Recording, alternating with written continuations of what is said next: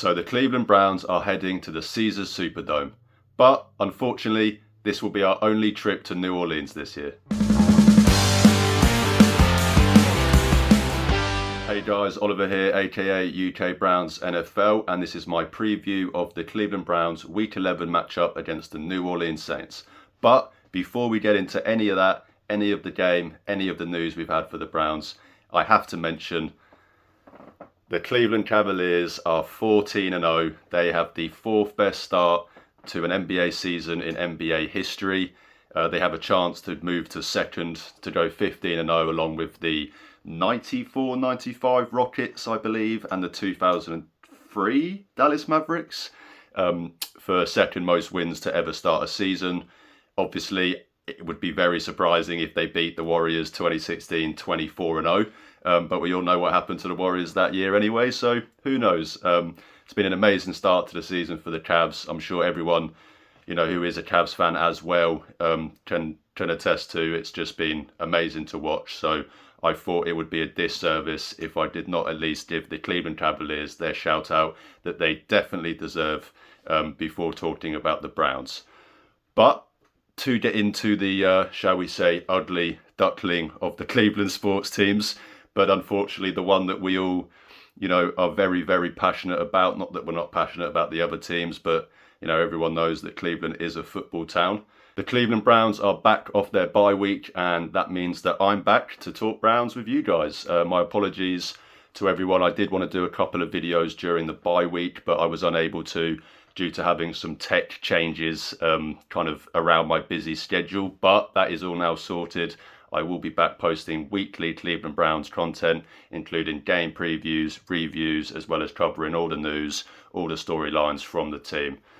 Before we get into this game, as I said, there has been, quite a bit of news since I last spoke to you guys, and over the bye week. So with that being said, let's just cover some of that news. So it's been reported that JOK is likely going to be out for the season. Obviously with the neck injury that he suffered while he did tackle Derrick Henry in the Ravens game. He was put on IR a couple of weeks back, and a recent Mary Kay article reported that he is likely out for the season. And in an even more darker turn of events, she's reported that they've not received any declaration that he'll actually, ever play football again. The reporting has been a bit confusing, to say the least. It was initially reported that JOK was discharged from hospital the day after he suffered the injury, and that, he was up walking about and all of that stuff, which made you think that, thankfully and hopefully he'd managed to avoid any kind of major injury. But however, with the recent comments from Jordan Hicks in his press conference and the article from Mary Kay, it does seem that it was in fact a pretty serious injury. Of course, it's incredibly disappointing to hear that one of the best players on this team might never play football again. But at the end of the day, life is bigger than football. And if not playing football again means that JOK can live a full and healthy life, then that's a pill that I am more than happy to swallow. It's a terrifying prospect. We all know how much these players put their bodies on the line every week, and it's kind of the biggest reason why I am so pro player 99.9% of the time. I'm sure I speak for every Browns fan when I say that, of course, we'd love to see JOK back and playing for this team. But as I said, his health comes before anything else, and I'm more than happy to let him take the rest of this season off, and hopefully we do see a return next year. But if not, that's okay too, because as I said, health always comes first. And JOK, I'm sure you'll never see this, but just in case you do, we love you, and every single Cleveland Browns fan is thinking about you, and we really hope for the best. Of course, we'd like to have you back, but as I've said, more importantly, we just want you to be healthy and be able to enjoy the life that you deserve to enjoy. So that's the JOK stuff. Unfortunately, we do have some more injury news.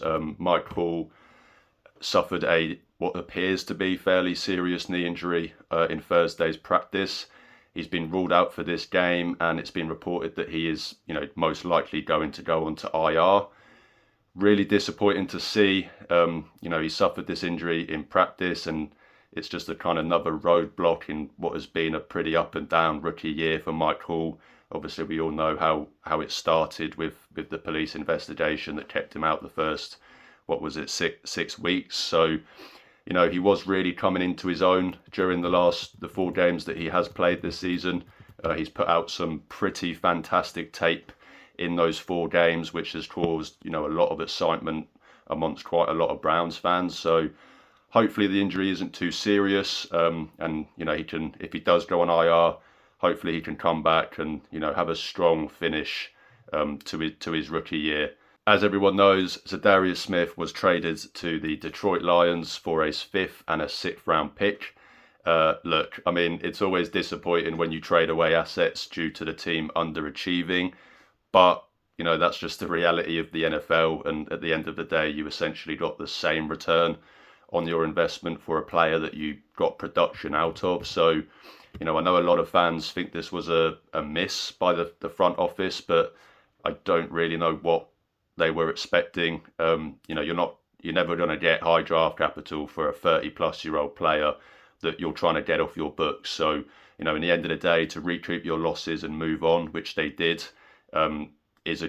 is a positive in some way. Of course, you'd rather be 7-2 and Zadarius Smith still be on this team, but in terms of where they are and getting what they did, I don't think you can blame them really too much.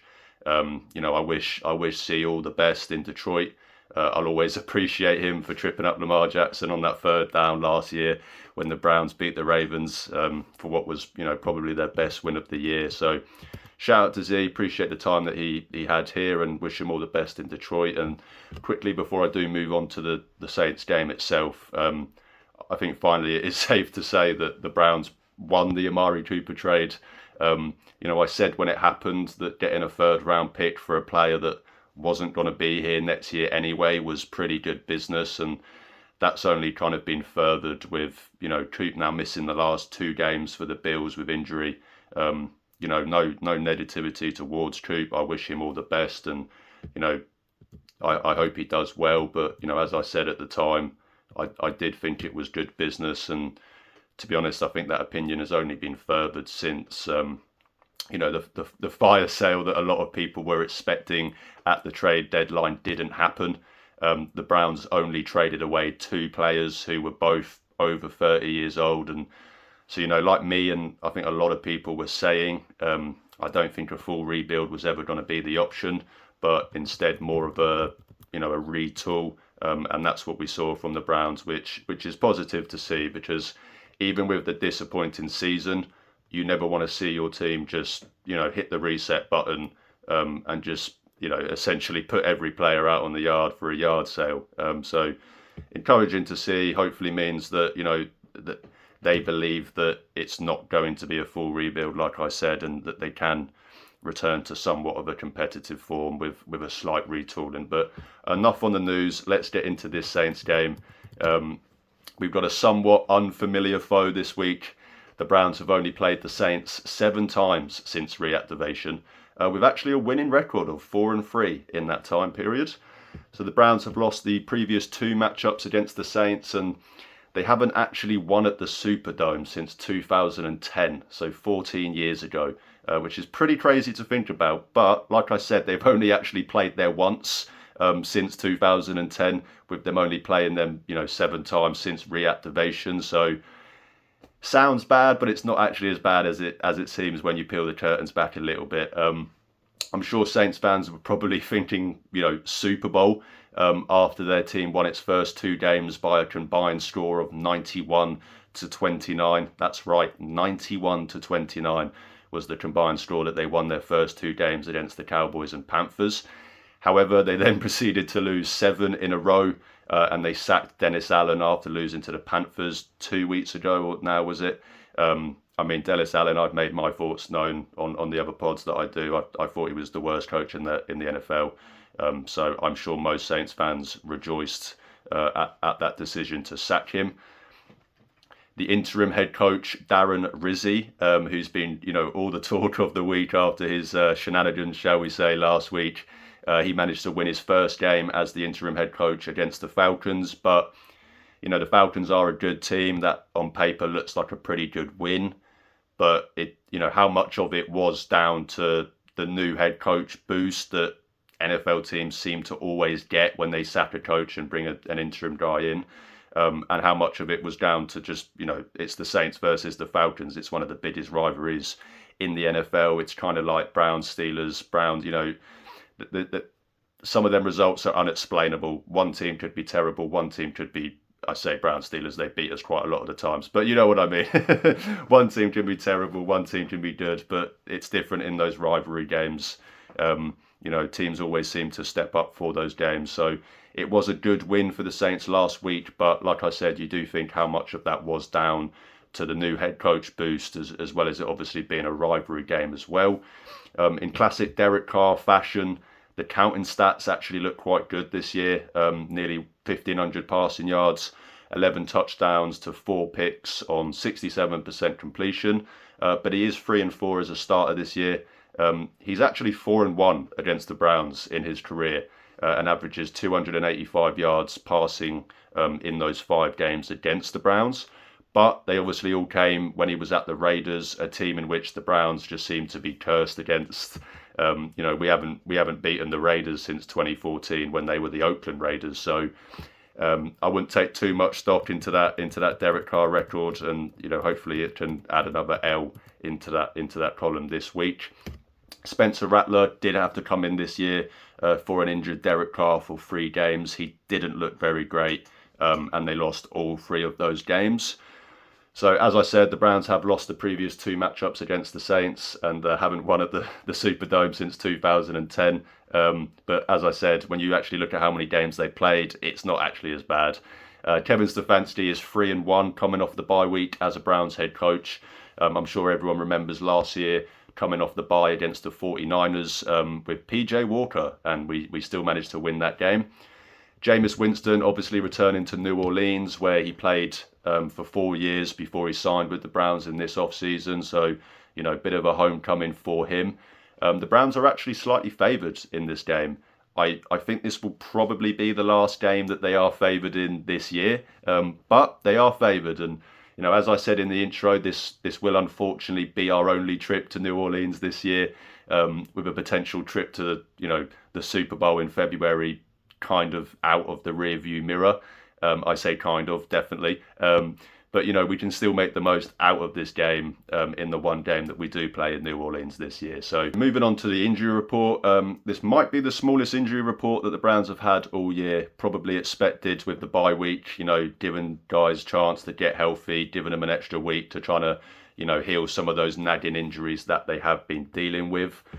So the only player that is actually ruled out for this game, as I said earlier in the news bit, is defensive tackle Mike Hall with his knee injury. He has been ruled out, but everyone else who was on that injury report has no game day designation. This is the first game in 4 weeks now that even Jordan Hicks hasn't been listed as doubtful, out or questionable. So good to see from that perspective. And the Saints injury report, they've got a few guys with designations this week. Offensive lineman Lucas Patrick is out with an ankle injury. Linebacker Pete Werner is questionable for this game with a hand injury. Running back Jamal Williams, he is out of this game with a groin injury. So they are fairly thin at running back. I will talk about the Saints run game later in this video, but with just Kamara and Taysom Hill there, pretty much as their 2 guys there, that's something to keep an eye on in this game. Defensive back JT Gray is questionable for this game with a hip injury.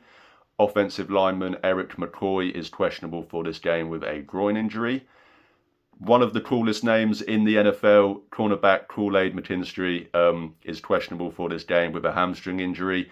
Hopefully he can play, just so I can hear the announcer say his name out loud on the broadcast, because it is a pretty cool name, let's be honest with ourselves. And then wide receiver Cedric Wilson is questionable for this game with a shoulder injury, and linebacker Nefi Sewell is questionable with a knee injury. I'm pretty sure that is Penny Sewell's brother, that was drafted this year. I'm not even pretty sure. I'm 99% sure that is Penny Sewell's brother. So he is questionable as well. That's the injury report for this week. As I said, it's probably the most least amount of players that the Browns have had on any injury report this year. And as I said, with only one designation for Mike Hall, and then the Saints having quite a few more designations, but none of them being too serious in terms of impact players. But we'll see.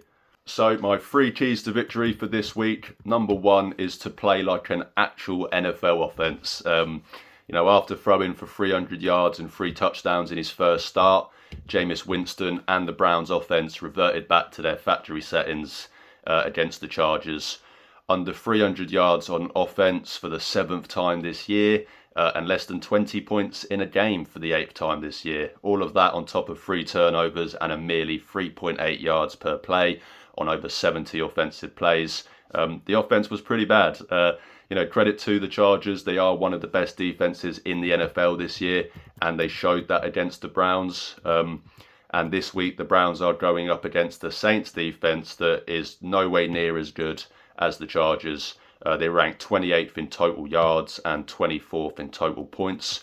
Similar to the Ravens, this isn't a very good defense. So hopefully we see similar results from this offense than that we did see against the pretty poor Ravens defense. But unlike the Ravens, the Saints are pretty poor in both the passing and rushing defense. They ranked 29th in passing yards and 27th in rushing yards allowed, respectively.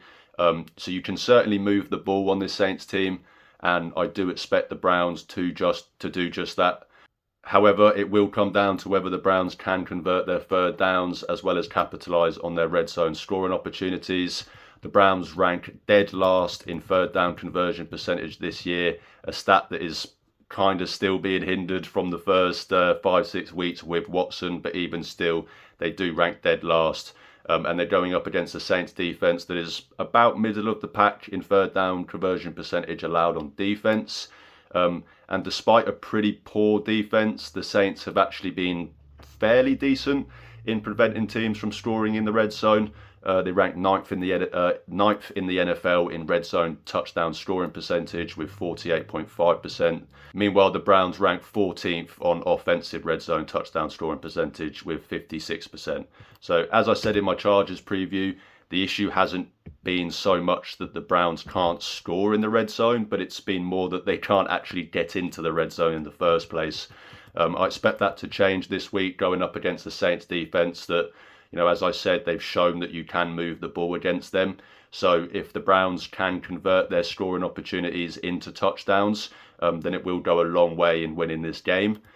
I wasn't the biggest fan of the game plan versus the Chargers. I thought there was far too much focus on the drop back passing game, which pretty much resulted in Winston being pressured on nearly every single one of those dropbacks. Not only do I want to see the Browns play like an actual NFL offense this week, I want them to take a more balanced approach on offense, especially against the team that, as I've said, they're just as bad at stopping the run as they are stopping the pass. So let's establish the run game, put more of a focus on marrying the run game with the pass game and, by incorporating more play action schemes into this offensive scheme. The Browns should have more time against this Saints D-line than they did against the Chargers. So let's try and establish that run game, which will then obviously set up those deeper shots and, more longer developing routes downfield. The Saints traded away Marshawn Lattimore at the deadline, and although he was injured and probably wouldn't have played in this game anyway, I expect Cedric Tillman to continue his positive play, and he could be in for another big day against this Saints team. Nick Chubb, who only had 39 rushing yards last week, should see more success against this Saints front seven. A big day out for him, and this run game will go a long way in winning this game and getting this offense back on track. And I'm not asking for the 2007 Patriots or the greatest show on turf Rams, but this offense has to play like an actual NFL offense if this team is going to have any chance across their 8 remaining games. And Dorsey's got 8 games to prove, if he should be on the staff next year. So let's see what they can do, and hopefully that starts with a much improved offensive performance this week. My second key to victory for this week is to limit Alvin Kamara. A week after becoming the Saints' all-time leading rusher, Kamara comes into this game averaging the most rushing yards per game in his career and the highest yards per carry since 2020. He's having a fantastic year from a statistical perspective. Alvin Kamara has been the Saints' leading rusher and leading receiver so far this season, so you limit Alvin Kamara and you pretty much limit this Saints offense as a whole. Their entire run game pretty much goes through him, over 550 yards more rushing than their second leading rusher this year in Taysom Hill, as well as 135 more carries than the second place Jamal Williams, who, as I mentioned, is out for this game. So, he has double the amount of rushing touchdowns as anyone else on this team this year with 6. And as I said, he also leads the team in receiving yards and receptions with 421 yards and 51 receptions respectively. So, with Chris Olave out for this game, expect to see the majority of the Saints' kind of short to intermediate passing game go to Alvin Kamara, with obviously Rashid Shaheed on the outside as their deep threat. The injuries within the Browns linebacker room and front seven as a whole, do make this task more difficult. With obviously JOK now likely out for the season and Jordan Hicks returning off of his injury, is probably going to be somewhat limited in his snap count. But obviously it is still going to be great to get Hicks back for this game. And even without JOK, I do think that a combination of Hicks, Diabate and Bush, along with this D-line, can make life difficult and limit Alvin Kamara in this game. Tackling has, of course, been an issue for this Browns team this year. They have to shore that up this week against a pretty elusive Alvin Kamara. The secondary need to make sure that they are engaged and alert in case Kamara is able to break into the second level. He's not the fastest player in the world, so they, as long as they can stay in front, make sure they're secure in their tackling, they should be able to do a somewhat good job in limiting him. And if the Browns can limit him in this game, then this, as I said, the Saints will struggle to get much going on offense.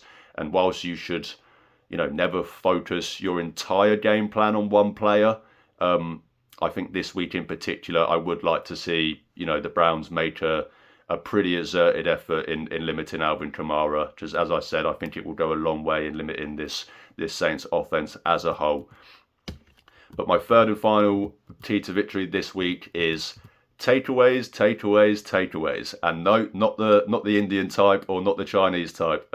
I mean turnovers.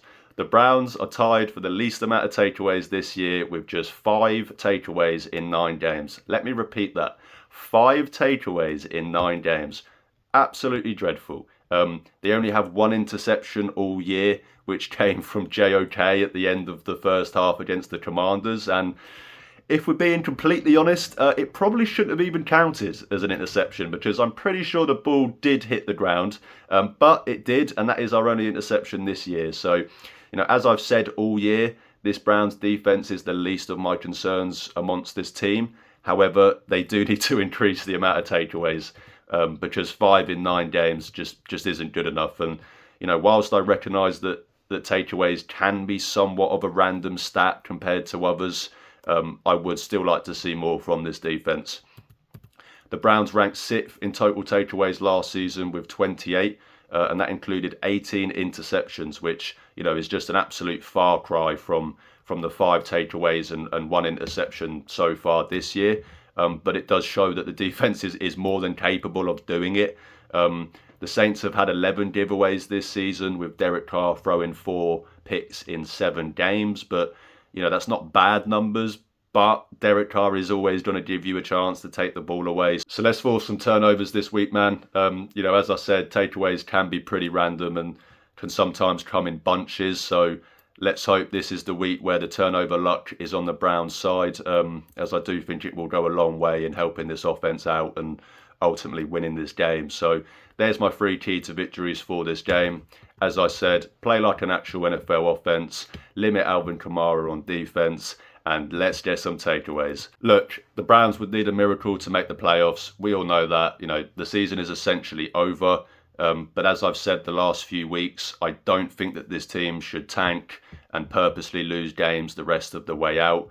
The detriment to the team and the culture that it causes just really isn't worth a couple spots higher in draft position, especially not in a year where the draft class, in my opinion, is pretty underwhelming, especially at the quarterback position, which, a lot of fans are looking at going into that draft. So let's play to win. Let's try and lay the foundations for a somewhat competitive and winning culture moving forward after this year.